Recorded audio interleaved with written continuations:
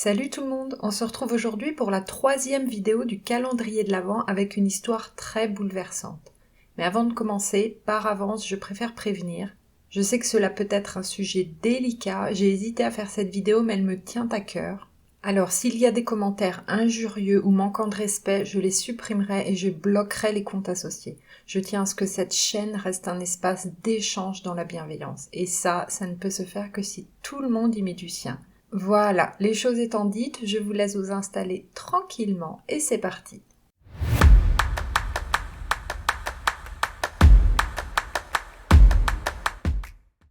L'histoire d'aujourd'hui va nous faire voyager jusqu'en Israël, dans la ville d'Haïfa, qui se situe sur la côte nord du pays. C'est là-bas que vit Rachel El-Kayam avec ses parents, Rose et Nissim, ainsi que ses frères et sœurs. Sa famille est de confession juive. Rachel a 16 ans et elle est la 3e de ses 9 frères et sœurs. Nous sommes en 1947 et nous sommes en plein contexte du conflit israélo-palestinien. Haïfa est une ville portuaire stratégique, une ville d'intérêt dans la guerre qui se profile. Ayant peur des attentats, de la guerre, les parents de Rachel veulent se rapprocher du centre du pays. Ils prennent alors la décision de quitter leur ville natale pour aller s'installer à Tel Aviv, ville qui se situe plus au sud à une centaine de kilomètres sur la côte.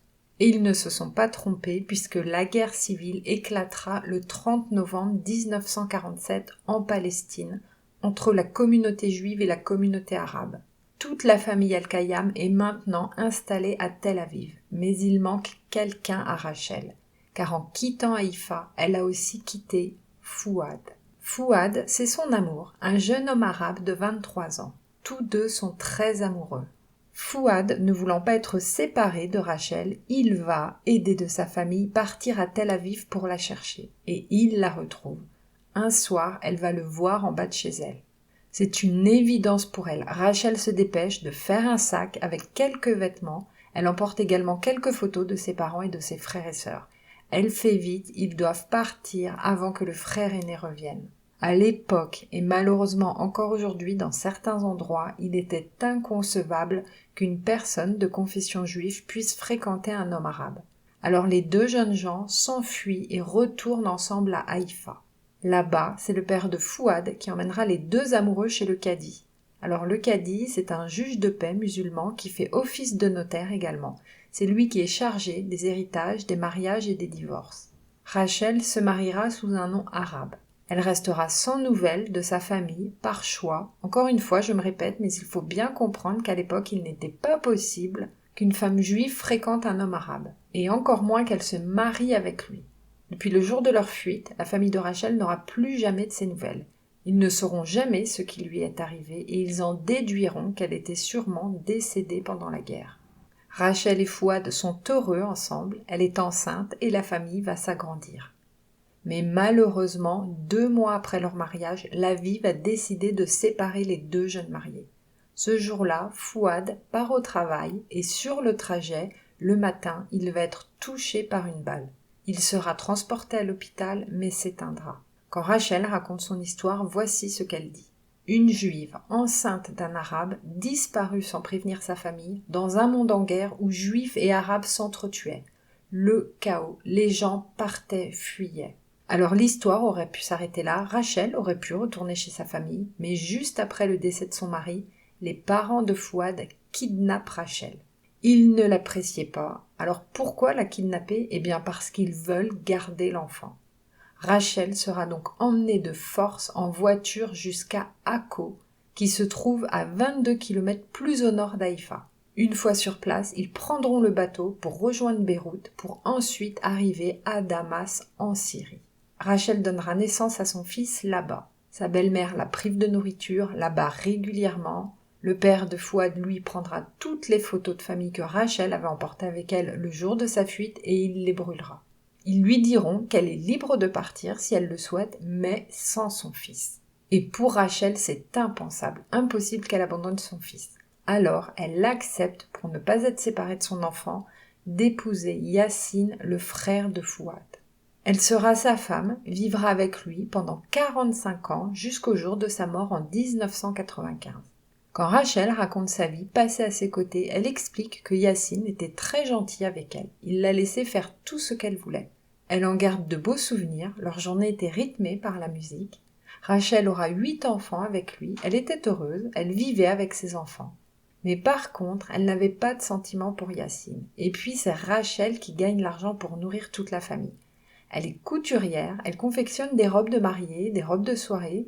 Yacine, lui, dépense l'argent en jouant aux cartes. Rachel est aussi libre de pratiquer sa religion, elle explique, je la cite, « Mais les enfants savaient que leur mère était juive et fiers de l'être. Même si mes enfants étaient élevés en bons musulmans, ils savaient. C'est comme ça. Je récitais le schéma Israël chaque soir en me couchant et j'allais aux grandes fêtes juives à la synagogue tant qu'il y a eu des synagogues. Après, j'ai prié à la mosquée. » Elle explique aussi qu'elle n'avait pas peur. Elle est très appréciée dans son quartier. Tout le monde sait qu'elle est juive et elle partage même une recette de cuisine de sa mère Rose qui se transmettra dans toutes les maisons de sa rue. Les années passent et nous sommes maintenant en 1967. Rachel réussit à l'aide d'une radio à capter les émissions hébreues. Elle écoute, on y donne les noms des soldats tués de la guerre. Rachel a peur d'entendre son nom, El Kayam, mais heureusement ça ne sera pas le cas. Un jour, Yacine revient à la maison avec un homme avec qui il a fait connaissance dans un café. Rachel explique que dans ses souvenirs, il avait l'air d'être un journaliste allemand. L'homme recherche des Palestiniens réfugiés en Syrie. Rachel lui racontera toute son histoire et lui donnera une lettre destinée à sa famille où elle y explique tout. L'homme était chargé de remettre la lettre à sa famille, mais cela ne sera jamais fait. Alors pourquoi il n'y a pas plus d'explications à ce sujet? Peut-être que l'homme n'a pas retrouvé la famille de Rachel, peut-être qu'il n'a pas pu retourner en Israël. En tout cas, ça n'a pas été relaté dans les articles. D'autres années s'écoulent, le temps passe, le contexte devient de plus en plus dangereux pour les Juifs en Syrie. Donc les enfants sont très inquiets pour leur mère, ils veulent la protéger et ils lui disent que la meilleure solution pour elle est de repartir à Haïfa chez sa famille. Mais Rachel n'aime pas trop cette idée, elle ne veut pas abandonner ses enfants, et puis elle ne sait pas comment retrouver sa famille après toutes ces années.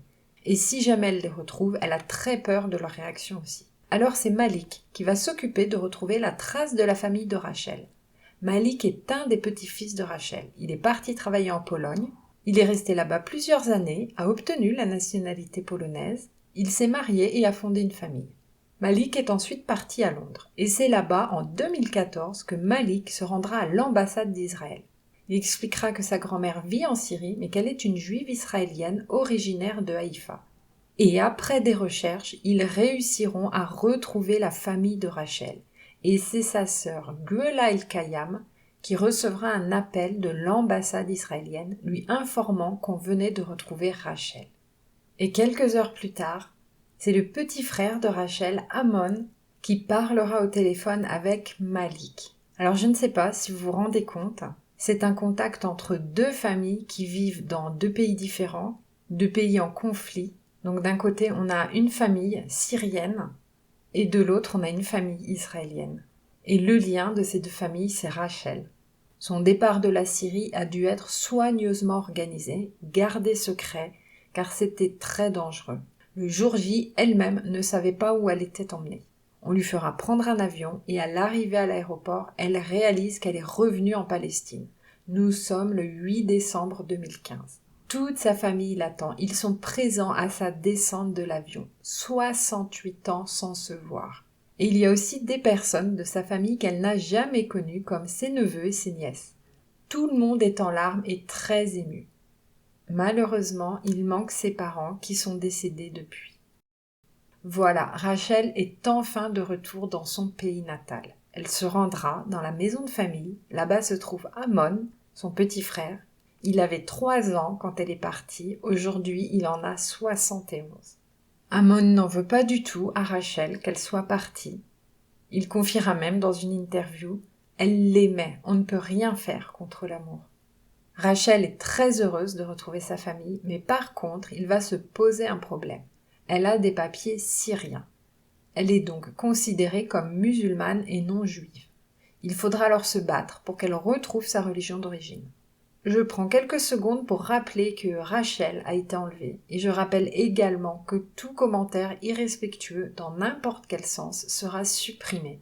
Je vous partage l'histoire d'une femme et les messages haineux contre les religions, quelles qu'elles soient, ou contre les personnes de manière générale, n'ont pas leur place sur cette chaîne. Aujourd'hui, la plupart des enfants de Rachel, si ce n'est tous, ainsi que ses petits-enfants et même arrière-petits-enfants, vivent maintenant en Europe. Et Rachel compte bien aller leur rendre visite. En attendant, ils gardent le contact par Skype et Rachel espère très vite pouvoir les serrer à nouveau dans ses bras.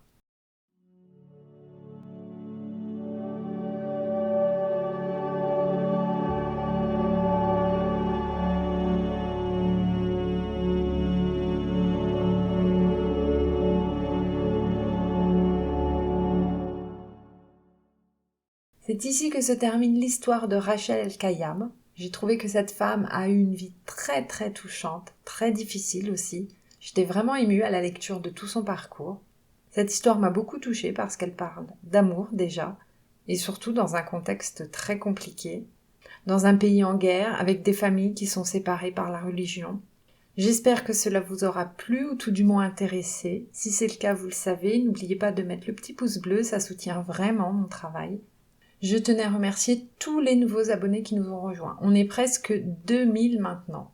Merci aussi aux plus anciens, à tous ceux qui prennent le temps de laisser un petit message. Vous me motivez énormément. Merci beaucoup pour tout ça, pour votre belle énergie et pour tous vos retours. Je vous laisse ici, mais on se retrouve très vite pour la prochaine histoire vraie. D'ici là, prenez soin de vous. Salut!